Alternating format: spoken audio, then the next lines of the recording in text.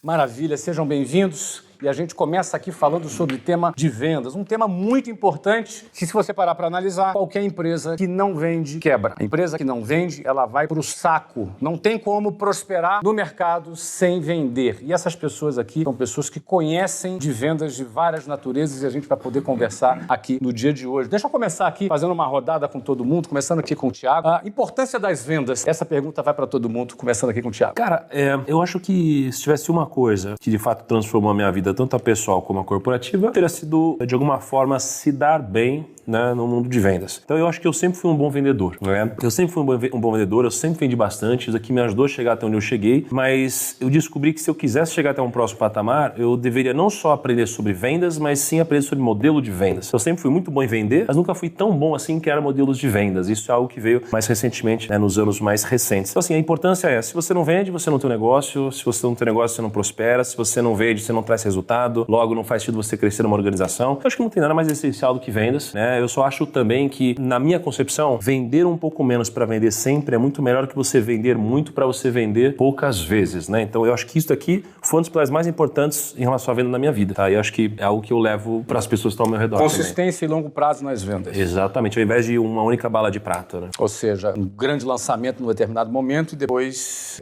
tem mais dificuldade de voltar a vender. Ou seja, ter uma venda mais consistente para você vale mais. É porque quando a ganância ela fala mais alto, eu acho que você se obriga a, de alguma forma, olhar só para o hoje como se o amanhã não existisse. E aí você coloca todas as suas fichas no hoje e você coloca tanta força, tanta pressão numa venda que é muito provável que você nunca mais tenha a chance de vender para o mesmo cliente, né? São efeitos colaterais. Efeitos colaterais, exatamente. Muito bem. Joel J, vendas sob sua hora. Ouvindo aqui o Thiago já fazendo essa apresentação, eu tive que voltar um pouquinho e a venda na minha vida, primeiro foi o entendimento que eu era um vendedor, mesmo sem antes ter feito uma primeira venda. Acho que a venda é uma coisa que a turma toda tem que entender que é simples e que é a primeira e única profissão que existe, porque a gente vende para o filho, vende para a equipe, a gente vende na faculdade, quando eu era professor na faculdade. Então, eu já era um vendedor. E a segunda coisa foi, a partir disso, eu vou fazer dinheiro com vendas. Eu tive que quebrar também uma crença depois. A primeira foi entender que eu era um vendedor e que todas as pessoas são vendedoras.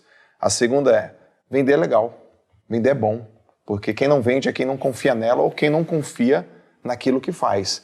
Depois que eu aprendi a confiar em mim como vendedor, aí eu experimentei o doce sabor das vendas.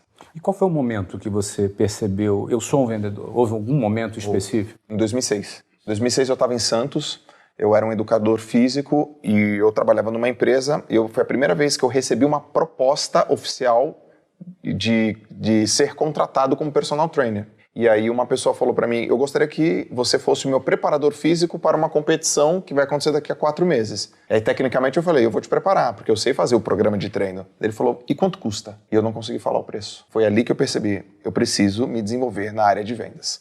Eu preciso ter prazer em oferecer, em promover o que eu faço. Já que eu acredito no que eu faço, eu quero promover o que eu faço.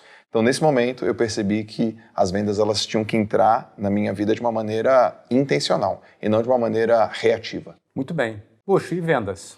Acho que já de certa forma está muito claro, né? Vendas é um coração ou um pulmão, como a gente queira, das empresas, né? Mas fundamentalmente para mim vendas não é o fim. Vendas para mim é o principal caminho que faz a transformação. Para mim vendas transformou a minha vida. E para qualquer empresário vendas é o que transforma as empresas, né? Então vendas para mim é atividade número 1, número 2, número 3, número 4, todo dia numa empresa. E de que forma a venda transformou sua vida? Eu venho de uma situação muito tradicional no Brasil, né? Eu lavava caminhões, por exemplo, né? Com 13 anos. E com 19 anos... Por que isso é tradicional, lavar caminhão? Não, tradicional no sentido de você ter que suportar certas dificuldades, né? O brasileiro passa isso, Ou seja, você veio de uma situação de extrema dificuldade. Exato, é extrema mesmo. E com 19 anos eu entendi que vender era algo que transformava o valor das coisas que eu tinha aqui. Então, eu entendia que o que eu fazia, do jeito que eu fazia, era muito simples, mas eu vendendo aquilo, tornava aquilo com muito mais valor, porque eu resolvi o problema de alguém. E aí eu ingressei em vendas, isso era 99. E aí me abriu muitas portas na vida, né? Muito bem. Caio Carneiro, vendas por você. Vamos lá. Eu acredito fortemente que ninguém segura alguém que quer mudar de vida. Ele só precisa de um instrumento. Ele só precisa de um veículo. E vendas, dentro desse cenário, ele vai ser o ator principal que vai te acompanhar na realização. Todo mundo que realizou um grande objetivo, saiu de um ponto A ao ponto B com a sua companhia, ele entendeu que vendas, ele é o grande aliado dele. Você entender e colocar essa importância, você ter essa cultura de colocar vendas no centro, de você olhar todo dia, de você despertar esse interesse, de você entender que existe uma mecânica, existe uma ciência por detrás, alguns comportamentos que você tem que ter, um apetite que você tem que colocar, porque alguém que é técnico em vendas e não tem fome, não tem apetite, e também ele não consegue transformar uma ideia empírica num resultado. Então, a pessoa, quando ela começa a ter esse entendimento em vendas, e essa provocação nossa vai ser muito legal nesse papo aqui, é para ela entender que muitas pessoas que estão no ponto A com o ponto B, seja com a tua empresa ou qualquer objetivo correlacionado, principalmente profissional, vendas vai ser seu grande aliado. Quanto antes você perceber isso e realmente tomar aquela decisão irreversível de olhar vendas com outro olhar, acho que todos nós aqui, nós enxergamos o mundo de venda com outra ótica, que muitas pessoas são cegas por desatenção. Aí chama isso de cegueira por desatenção. Pessoas são cegas porque não prestam atenção nisso. Então, olhar com essa ótica mudou completamente a minha vida. Olha, é de comum acordo entre nós aqui que venda é fundamental. Prioridade 1, 2, 3, 4, o que define o sucesso de uma empresa também são as vendas. Não é somente as vendas, mas começa com as vendas, não é verdade? Se você não tiver as vendas, sequer começa. Você não pode nem atender bem um cliente se você não vendeu primeiro. Primeiro você precisa ter o cliente para atender bem um cliente. Exato. E às vezes as pessoas têm a dificuldade de elencar essa prioridade. Não, o cliente é o principal. Claro, depois que ele comprou. Se ele não comprar, ele não é cliente ainda, não é verdade? Então, primeiro você vende, depois você tem um cliente. Aí você vai dar total atenção para ele. Você sabe que teve uma fase da minha vida onde eu estava numa transição. Porque eu estava deixando de ser assessor de investimentos e eu estava começando a trabalhar no mercado digital. E aí, eu não coloquei vendas como uma prioridade número 1. Eu pensei no produto. Eu pensei no projeto, né? E pelo fato de eu ter negligenciado completamente, ou seja, essa cegueira por desatenção nesse caso, eu pensei tanto no produto que, deixando de lado o processo de venda, quando eu coloquei ele na rua para ser vendido, ele não foi comprado por ninguém.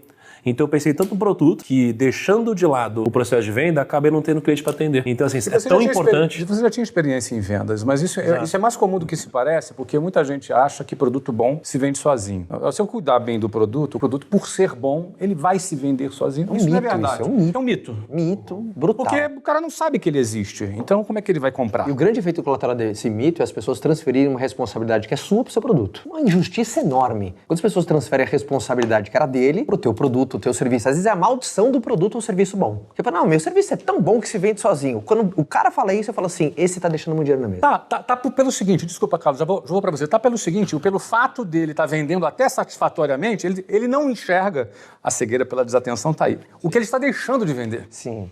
Porque ele não calcula isso, né? O que ele está deixando de vender, ele só calcula o que ele vendeu. Obviamente, nada justifica que ter um ótimo produto te auxilia a vender mais. Vai ajudar. Não, eu acho que só tem um bloqueio nas pessoas. Quando a gente fala venda, as vendas parece que a gente quer vender de qualquer jeito. As pessoas confundem isso. Venda com empurroterapia.